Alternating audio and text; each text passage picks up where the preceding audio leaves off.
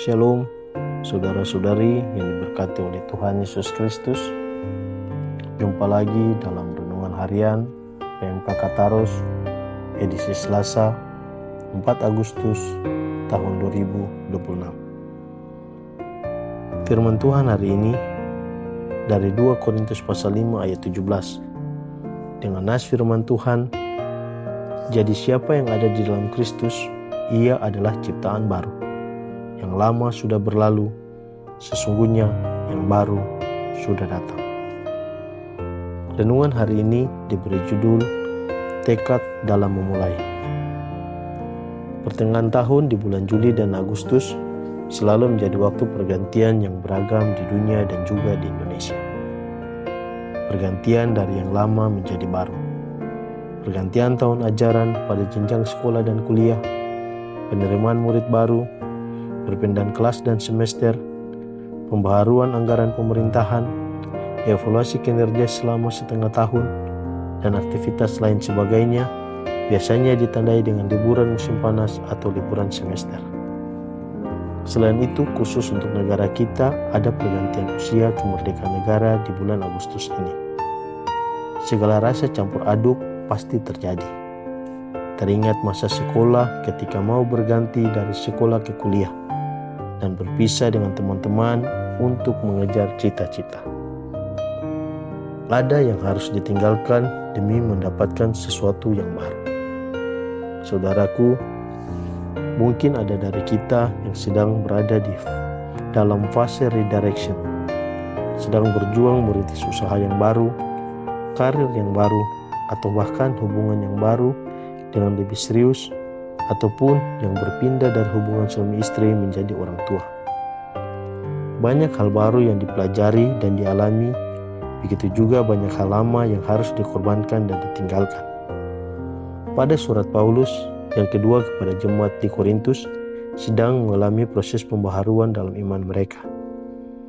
Berganti dari pemahaman yang lama kepada penerimaan Yesus Kristus sebagai Tuhan dan Juru Selamat dalam hidup mereka, atau bahasa modern sekarang sering kita kenal dengan hidup baru dalam Kristus.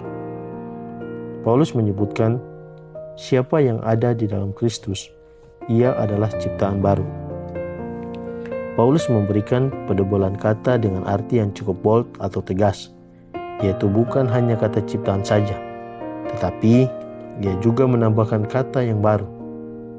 Kata ciptaan yang baru dalam artian kata pada Kamus Besar Bahasa Indonesia mengarah kepada menjadikan sesuatu yang baru tidak dengan bahan, melainkan memusatkan pikiran untuk mengadakan sesuatu yang belum pernah ada sebelumnya. Sedangkan kata baru dalam Kamus Besar Bahasa Indonesia berarti belum pernah ada, dilihat, didengar, dibuat, dipakai, dimiliki sebelumnya. Paulus ingin menegaskan kepada jemaat di Korintus kembali lagi bahwa ciptaan yang baru berarti sesuatu yang benar-benar baru dan belum pernah ada sebelumnya. Itu didapatkannya di dalam iman kepada Tuhan Yesus Kristus, supaya jemaat Korintus tidak tinggal di dalam kebiasaan yang lama dan kebiasaan manusiawi yang membuat mereka membanding-bandingkan kegiatan fisik atau kesibukan beribadah, tetapi tidak melakukan firman atau melakukan pembaharuan di dalam Kristus. Kalimat yang lama sudah berlalu adalah sebuah frasa pengorbanan atau meninggalkan kebiasaan dan kehidupan duniawi manusia lama dan mulai beralih kepada kehidupan rohani yang baru. Sebab sesungguhnya yang baru sudah datang. Apa yang baru? Apa bedanya sama rutinitas beribadah biasanya? Bagian mana yang disebut baru? Kenapa itu beda sama yang sekarang? Pasti berbagai pertanyaan terlontar dalam pikiran jemaat di Korintus pada saat itu.